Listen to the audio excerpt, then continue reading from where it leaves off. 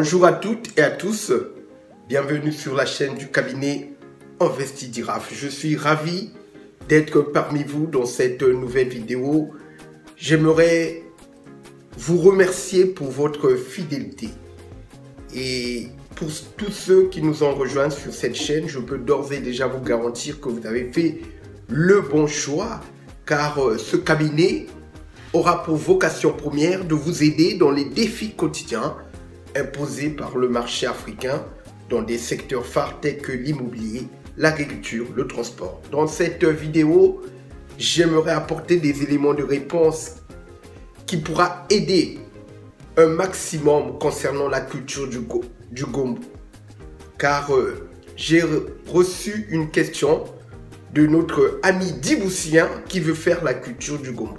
Donc, dans cette vidéo, il va trouver tous les éléments de base afin qu'il puisse avoir une rentabilité dans cette culture. Donc, je vous demande de liker cette vidéo, de la partager massivement, car c'est une vidéo à forte valeur ajoutée. N'oubliez pas de la commenter et de vous abonner et surtout de cliquer sur la cloche de notification pour recevoir des vidéos de ce type. Alors, le gombo est un ingrédient de base de beaucoup de nos mets africains. Il est très apprécié en Afrique, mais aussi consommé dans beaucoup des coins du monde, en Amérique, aux Antilles, au Japon, au Moyen-Orient. Donc, c'est quand même un légume qui est prisé dans les 4 coins du monde. Maintenant, en lui-même, le gombo, il n'est pas compliqué à cultiver, mais une véritable science d'irrigation va démarquer plusieurs agriculteurs dans cette culture du gombo. Car le gombo est une plante qui aime le soleil et la chaleur. Donc, pas de soleil, pas de chaleur, pas de gombo. C'est aussi simple que cela. Elle est gourmande en eau. Et j'aimerais dire à mon ami Diboussien, avant de pouvoir commencer la culture de gombo, il est important de pouvoir laisser tremper les graines de gombo dans de l'eau tiède, au moins jusqu'à 12 heures maximum ou bien toute une nuit. Le gombo est une plante annuelle, ça veut dire qu'elle ne donne que ses fruits en une année. En elle-même, le gombo, pour pouvoir se faire, il est important que vous ayez une méthodologie adaptée.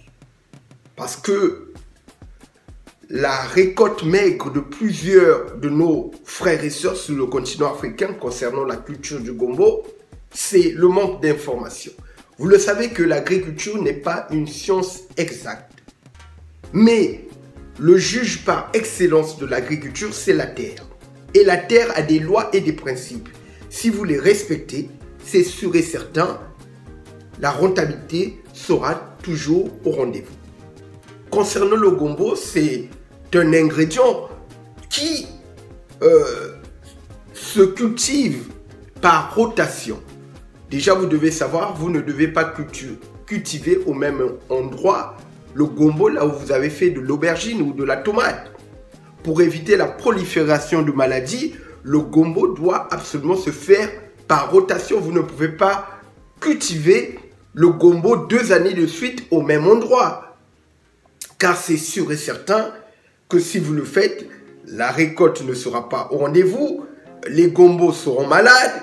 Et donc, pour exceller dans cette culture, lors de la période des semis, une fois que vous avez planté le gombo, vous devez arroser un maximum. Car c'est une plante qui est gourmande en eau. Une fois que vous avez arrosé et dès l'apparition des premières fleurs, donc à la floraison, vous devez recommencer ce cycle d'arrosage régulièrement. Pour pouvoir exceller dans la culture de gombo, pour ceux qui ont des moyens, l'alternative, normalement, ce sont des cultures qui réussissent bien dans la culture sous serre pour pouvoir contourner la saisonnalité. Car il y a une période de l'année où le gombo se fait rare et ceux qui ont des serres peuvent répondre aux besoins du marché quasiment toute l'année. Le gombo, même ici, ici en France, commence à se démocratiser parce que les Français commencent à utiliser le gombo dans le poulet. Effectivement, c'est un ingrédient qui se marie bien. Par exemple, en Côte d'Ivoire, le mafé au gombo. Chez nous au Congo, le poisson salé au gombo. Aïe, c'est trop bon. C'est trop bon, mes chers amis. Tel qu'au Sénégal, la soupe kondia. L'élément, l'ingrédient de base, c'est le gombo. Le gombo, oh, je vous dis, c'est trop bon. C'est un légume qui est trop bon. Oh, voilà, il peut se consommer cru, cuit. Voilà, il peut se conserver comme les cornichons dans un bocal en vinaigre. Vous pouvez le conserver.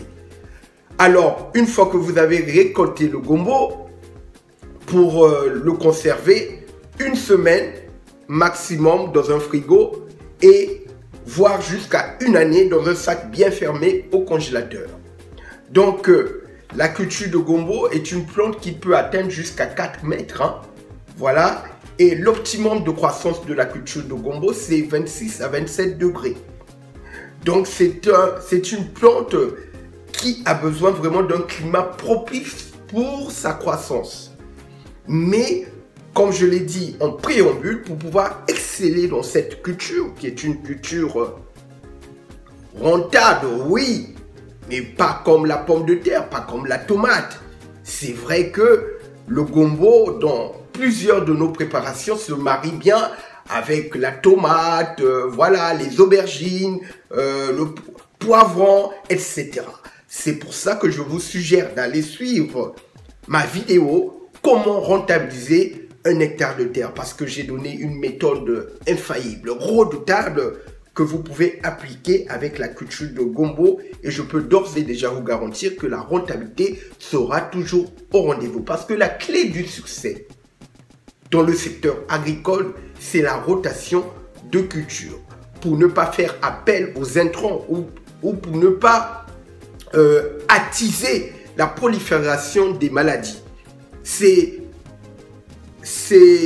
quelque chose d'indispensable, la rotation de culture, et ça sera vraiment un argument de poids envers les fournisseurs parce que la culture du bio, du naturel commence à prendre de plus en plus de l'ampleur.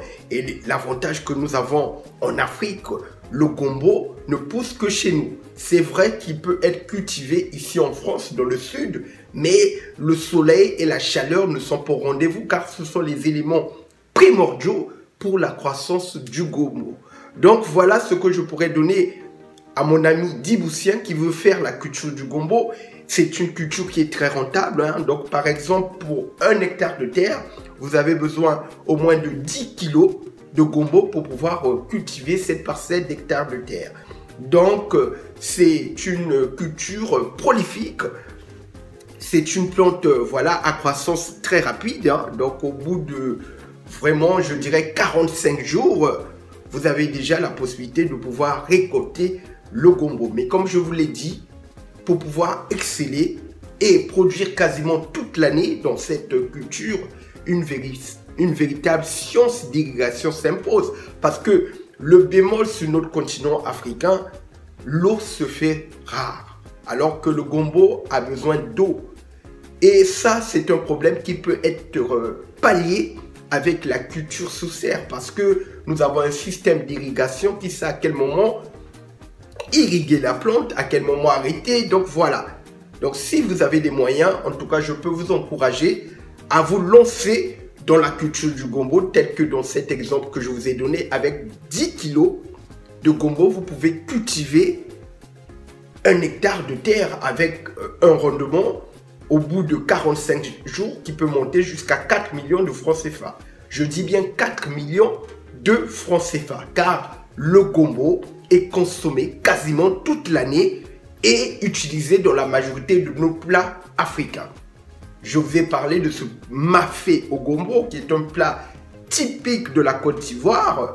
Donc, si vous arrivez à produire du gombo de qualité, c'est sûr et certain que le marché est à vous.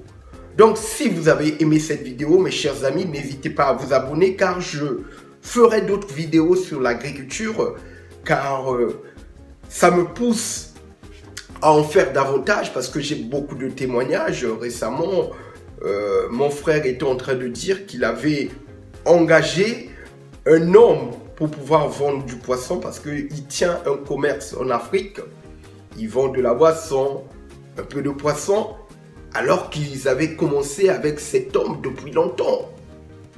Il y avait vraiment un lien très fort. Et aux dernières nouvelles, le gars, il a disparu. Le gars, il a disparu. Il essayait d'appeler le gars. Il n'arrivait pas à voir le gars. Maintenant, un jour, au hasard, il a rencontré son frère dans la rue. Il a demandé, mais où est-ce qu'il est le monsieur? Non, il est reparti au village pour faire les champs. Ah! Je me suis dit, voilà un exemple type qui montre que l'agriculture est quelque chose de très rentable. Donc voilà mes chers amis, n'hésitez pas à liker cette vidéo, à la commenter massivement, à la partager et à cliquer sur la cloche de notification et surtout abonnez-vous.